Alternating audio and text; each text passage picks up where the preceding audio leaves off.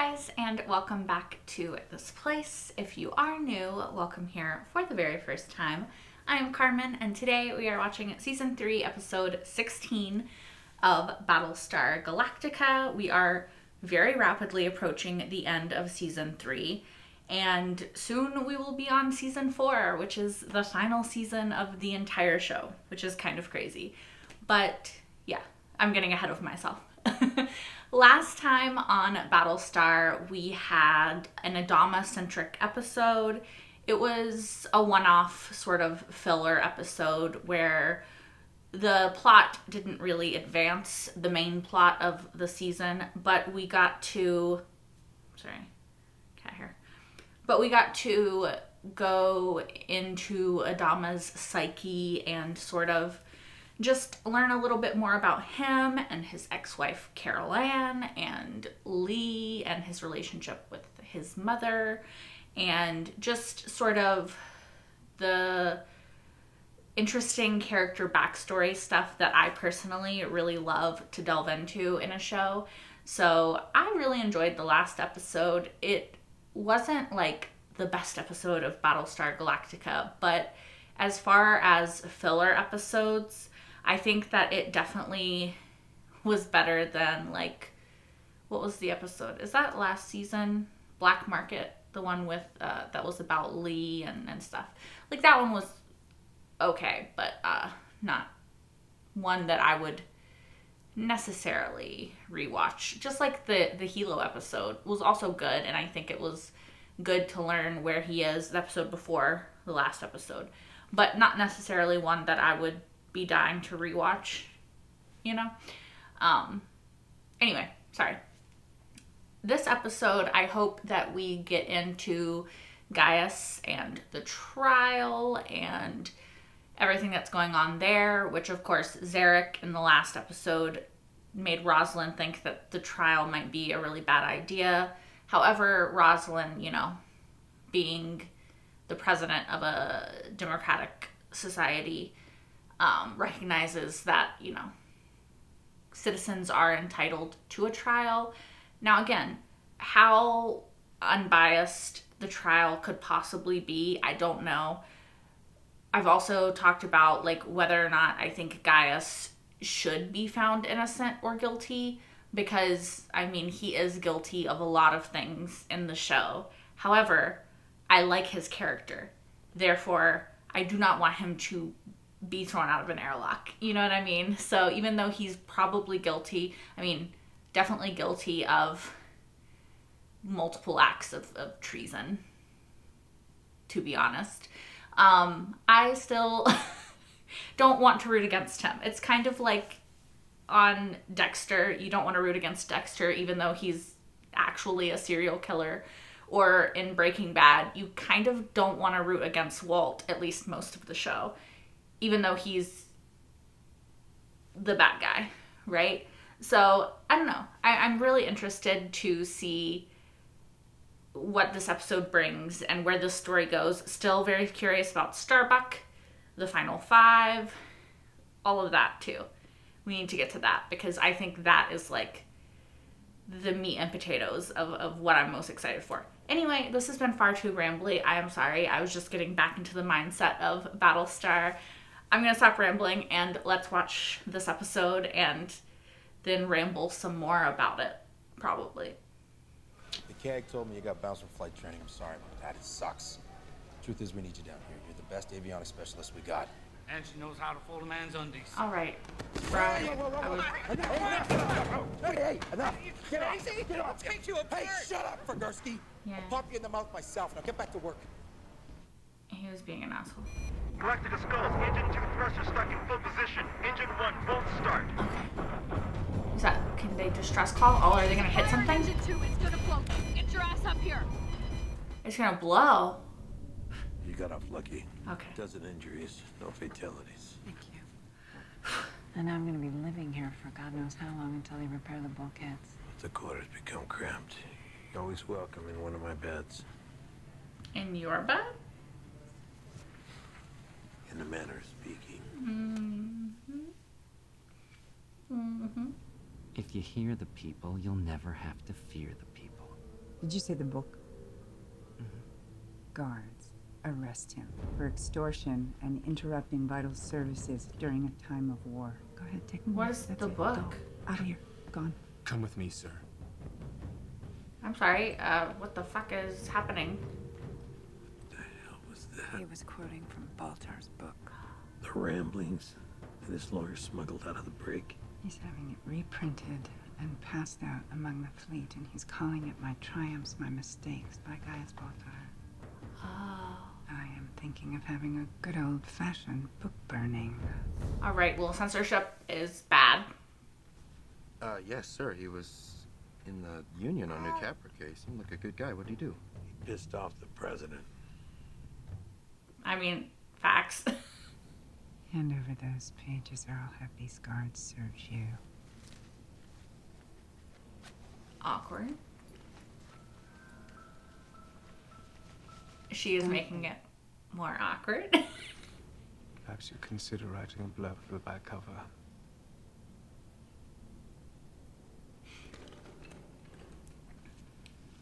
Thank you, Doctor. I wonder if he actually is the son of a farmer. Seals are missing. They all are. Or are they? Guess they got lost, huh? Guys, you can't be fracking around with this stuff. The Admiral won't stand for it. The Admiral can kiss my ass. Hey. Come on, Chief. You know what this is about. I guess when working conditions improve, they let Zeno out of jail, we'll be able to find those seals. Till then, it looks like this ship isn't going to be refining another drop of toluene. And that means this fleet isn't going anywhere. So they're kind of on strike, but not. Most of the workers on that ship have not had a day off since the original attack on the colonies. It's like That's slave labor. crazy. Don't be absurd. It is. 18-hour days. Extortion is not an acceptable method of protest. What are the names of the leaders? It's not extortion. Just Kevin. I will issue a warrant for his arrest. Put him in the brig. Sweat it out.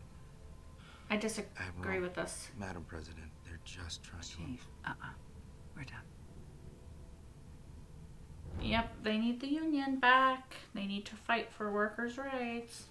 Cabot, listen to me. Where are the seals? I won't say it. Doesn't matter. Doesn't matter. Cabot, I can get you out of here. Where are the seals? Tell me where the seals are. It doesn't matter. It doesn't matter. It doesn't matter. It doesn't matter. Where are the seals? Where are they? It doesn't matter. Oh no, I'm really worried about this guy. It doesn't matter. It doesn't matter. Where are they? It doesn't matter. The air vents! All right? They're in the center stern air vents! Tell the president to release them.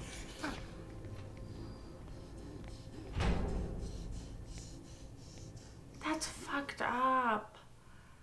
How old are you? 12. Almost. But I can run every machine we got. They're 12, 15 years old. There have been families aboard the refinery ever since its beginning, and others were picked up after the Cylons attacked the colonies.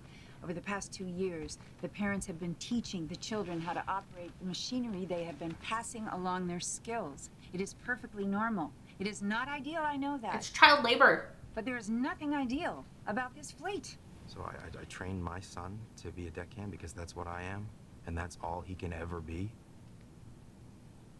Is that the future we want? Yeah. It's a valid question. Excuse me, who am I supposed to talk to about this? Who am I supposed to talk to about this? You don't understand. I'm not a farmer. Hey, stop it. I'm not a farmer. It's so tricky because in wartime, like, the rules are different, and you have to acknowledge that the rules are different. But if you're fighting for, during wartime, for what you want during peacetime, it's complicated, right? Go home. Leave me in peace. After all, that's what the aristocracy wants. It wants the working class to feel looked after while they scrabble around for scraps from the master's table. I think there's a fine line. There's a question I ask at the end of my book. I'll save you the trouble of reading it. Do you honestly believe that the fleet will ever be commanded by somebody whose last name is not Adama? There it is, Chief. One set of rules for the aristocracy, on one set of rules for the rest of us. Well, if Lee doesn't have any kids, then at some point it would have to, right? Come on, Danny. Okay, if he clears it, the belt's gonna jump, so you gotta be careful. I'm worried. Something's gonna happen to this child. Something's gonna happen to this child. Attaboy, Danny, get out of there. Come on out. Come on out. Come on out. Yep. Medic! Medic! Medic! I knew something was gonna happen to him.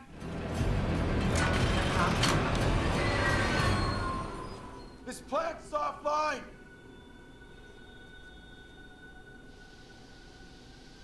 We're on strike! Yes!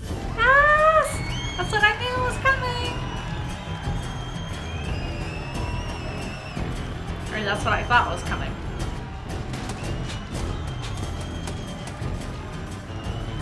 Feels, very apropos. Repair Bay, what are you doing? I'm gonna put her up against the bulkhead and I'm gonna shoot her as a mutineer. Are you out of your fracking mind? Kelly was just following my orders. She's a ringleader, so she goes first. Then the rest of your dick gang. Figursky, Celix, Pollux. This is fucking horrible. I'll call it off. You lost his respect, This though. is the Admiral. Get Kelly in custody.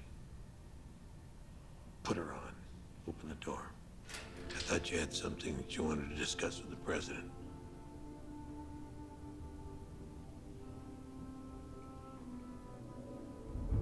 I still don't.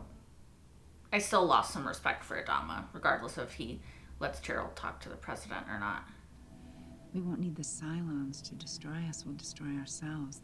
The fleet Facts. that arrives at Earth will not represent colonial society at all. I am willing to fight for that society until my dying breath. I would love it if you would fight for that society as well. I will. I will, Madam President, I will. Good. Chief, one of my nuggets failed to show up for basic flight instruction this morning. Sorry to hear that, Captain. So maybe you can tell me where the hell Diana Celix is. Felix, front and center. I knew it! I knew that's who she was going to be talking Flight instruction began 20 minutes ago, Celix. You want to be a pilot or not? Yes, sir, but I thought that You will think when I tell you to think, Nugget. And you might want to look at the plan of the day, because then maybe you'll know where you're supposed to be, and you might actually get there on time. And you're out of uniform to boot. Oh, I'm sorry, Captain. I think I can handle that. Thank you, Chief.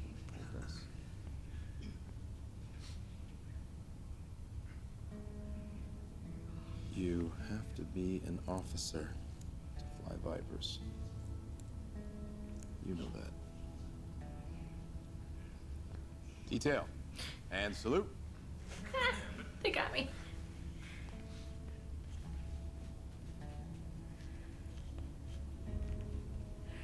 Thank you, Chief. Thank you. Congratulations, Ensign. All right, this is all very touching, but you were supposed to be in Ready Room 4 20 minutes ago, Ensign, which means that you are falling behind on your first day. So move it. Don't look at him. Move it. Move it. Be nice. Oh, you know Starbucks. She's going to do whatever she's going to do.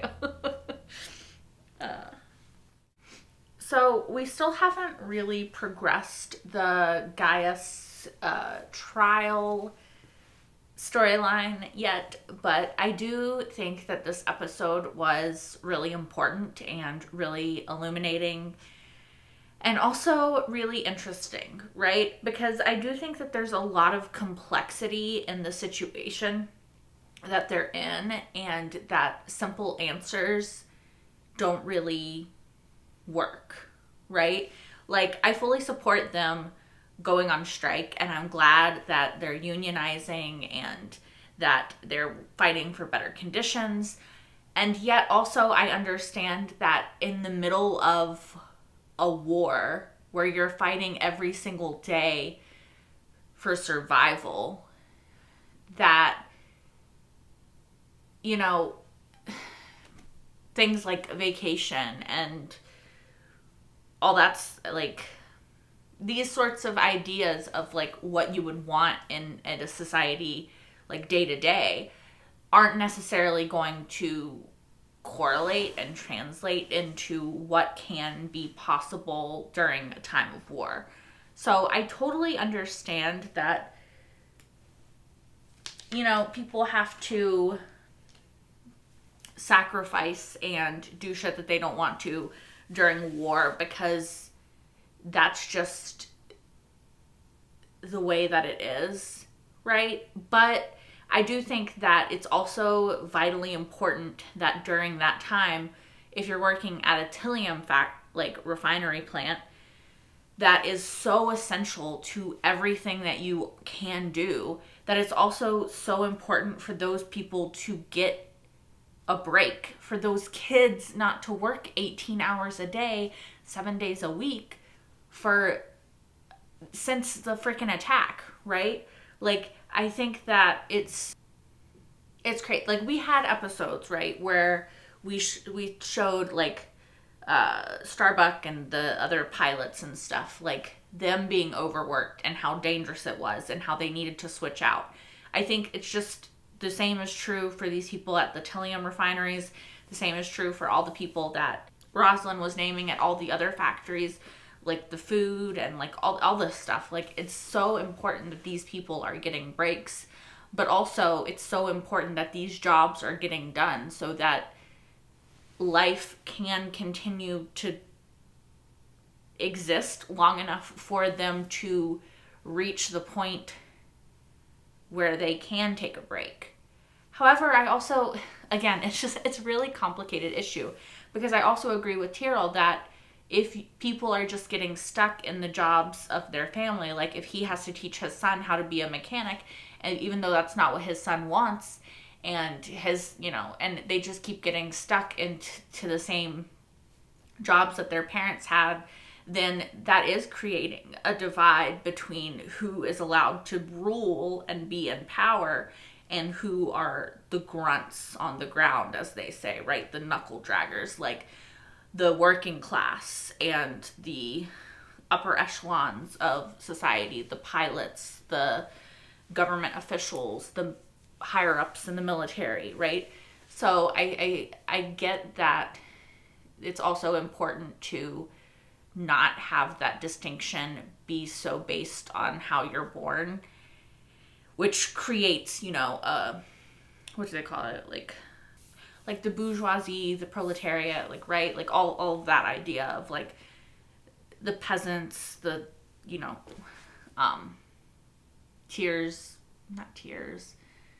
just classes, right? However, it's so complicated, because here's the thing. I usually absolutely adore Adama. Like, he can do very little wrong in my eyes because I love him. However, I think that in this situation, he did something wrong and something right. Like, he set up for Tyrell to talk to the president. Like, he created that conversation. And of course, I think the president is also worried about the ideas that Baltar is presenting in his book, and she doesn't want him to be seen as like the good guy and for people to turn on her, so she's gonna do the things, or she wants to acknowledge where he's right and change that so that he's not right anymore, right? But I like that Adama created that space for Tyrell to talk to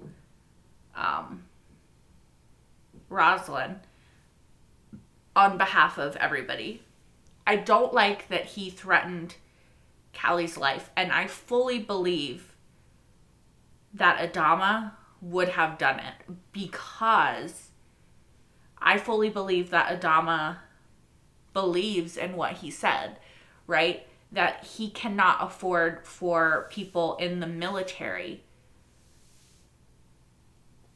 to be okay with disobeying orders, because then if they disobey an order in a very crucial situation, or they think they can just abstain from listening to an order, that could get the entire fleet killed. And so I do think that he would have done that. And it does make me lose a little bit of respect for him, even though I know that he's right in a way, because I think that there is a difference.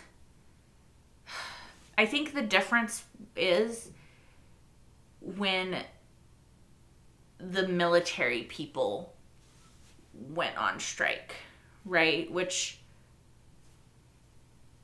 again, complicates it, because if civilians go on strike, you know, you're just, I'm trying to figure out how to word what I'm trying to say that makes it make sense. But I think that it's much more difficult for anyone who is in the military to go on strike, especially in a time of war, because it just adds a lot of complicated shit to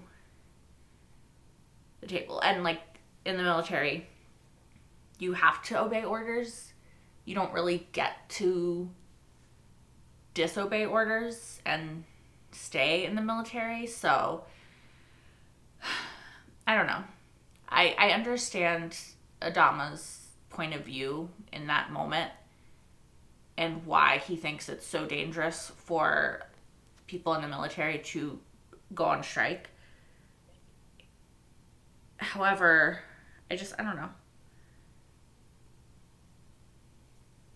I disagree with him in some regards, and again, agree in others. So I don't know if I've clarified at all.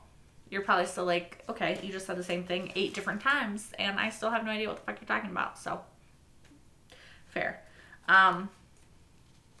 It was really cool to see Celix get to become a pilot, or at least a nugget that is going to be a pilot one day. And I'm glad that she was able to make that transition, and they didn't force her to stay in a job that she was unhappy with just because she was good at it, right? And they were like, you're too valuable at this thing to do this. I'm glad that they made the allowance for her to be able to also become a pilot, with the knowledge that, you know, maybe they could train someone else who would want to do what she's doing, you know? That was cool. It was also cool to see Ellen from Supernatural. Yeah. And Celix has also been on Supernatural. She was just a demon in one episode. I think I've mentioned it before. But, yeah. It's just always fun to see characters from Supernatural in Battlestar. I am also really curious about Gaius's book and what he talked to Tyrell about, and the validity in what he was saying. Because is he actually the son of a farmer from Erlon, who worked really hard to get rid of his accent and change the way he talked and changed the way he presented himself so that he could be like somebody from Caprica who got to be educated and got to be X, Y, and Z, versus somebody from Erlon who got stuck in like a manual labor farmer's job because they were the food basket of the colonies, right? I'm really curious if that part of Gaius's story is true, or if it's a manipulation so that he can appear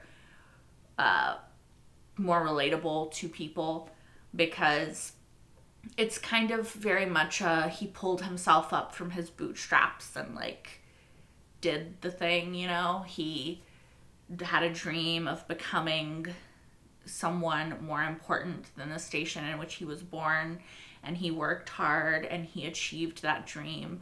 So like you too can, you know, work beyond your station that life has presented you with.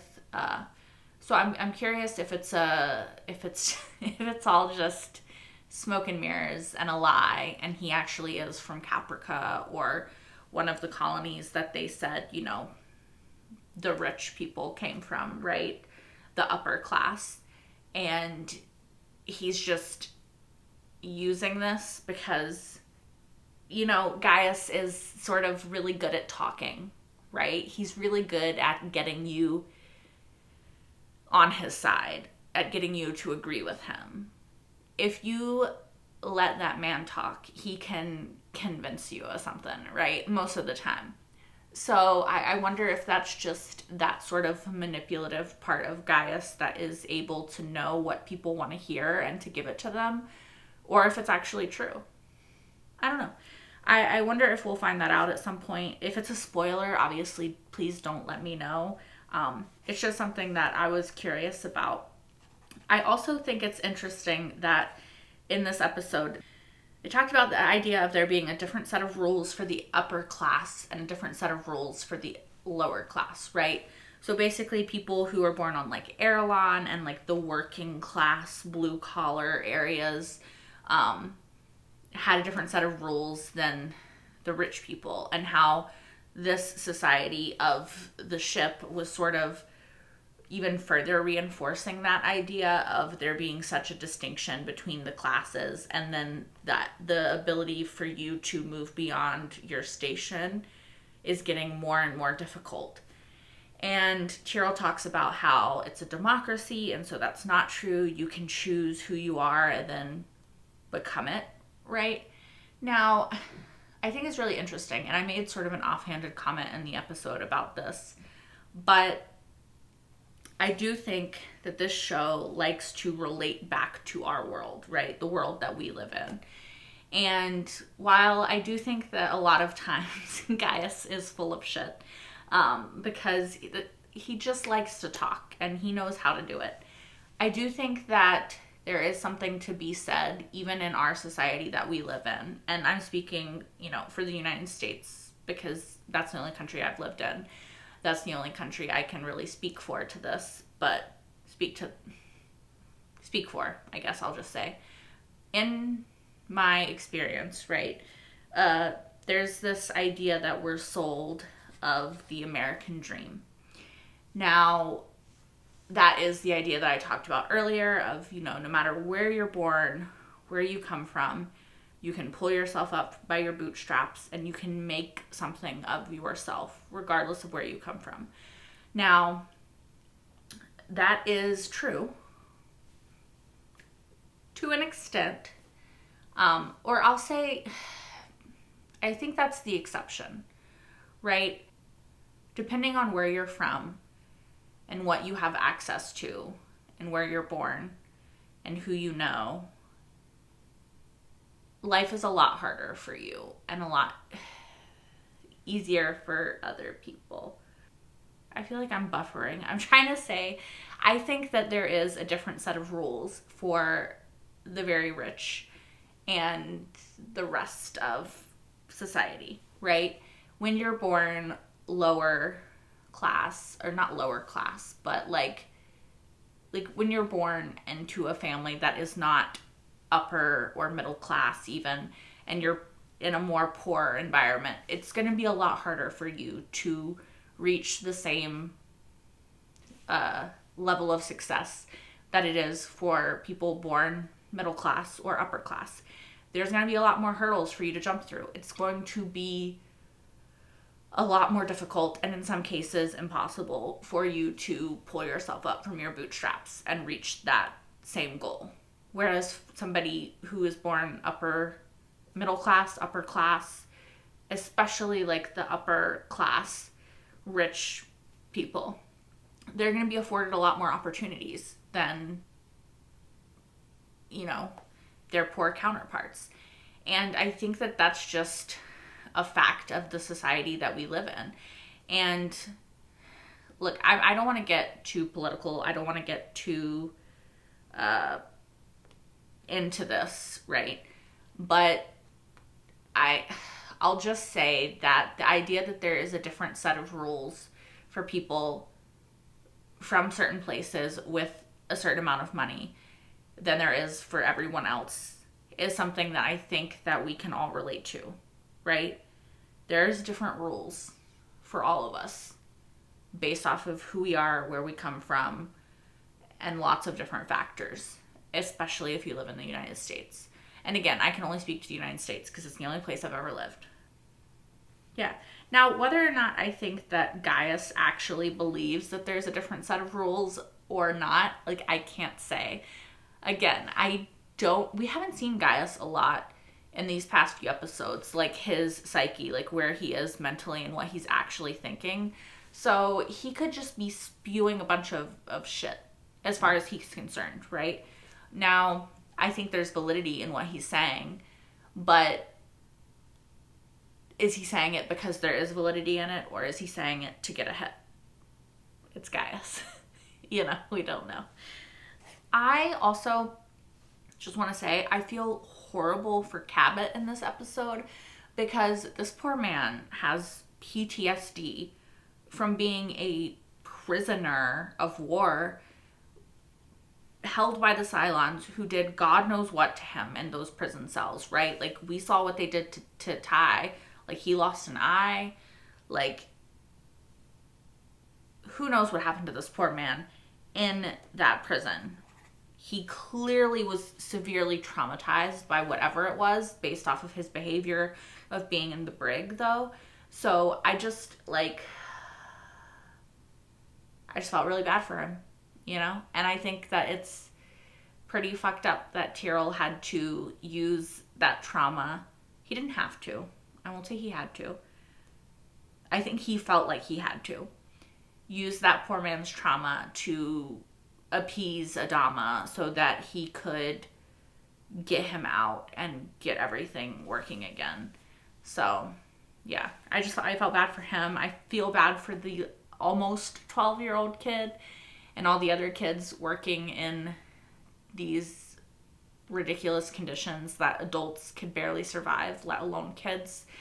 I think that it's unfortunate that during a time of war, kids have to grow up a lot faster, and they have to sometimes do things that it's not fair to ask of them. But it's also a lot more complicated because it's a time of war and your very survival is at stake, and there's different rules, you know? And that's not fair. It's not fair for the kids who have to grow up in that environment. In Battlestar Galactica, it's not fair for kids who have to grow up in that environment in real life. And it's heartbreaking because kids should get to be kids. And unfortunately, war doesn't really allow for that. I think that's all that I have to say. Thank you guys so much for watching. As always, if you want, you can like, comment, and subscribe if you aren't already. You can also watch the next episode right now over on Patreon if you're watching this on YouTube, as well as my entire full-length reaction to this episode and every single episode thus far of Battlestar Galactica. That is over on Patreon as well. I hope to see you guys next week for maybe Gaius' trial. Maybe not. I don't know. I'm going to stop guessing that the next episode is going to be his trial because it has not been historically.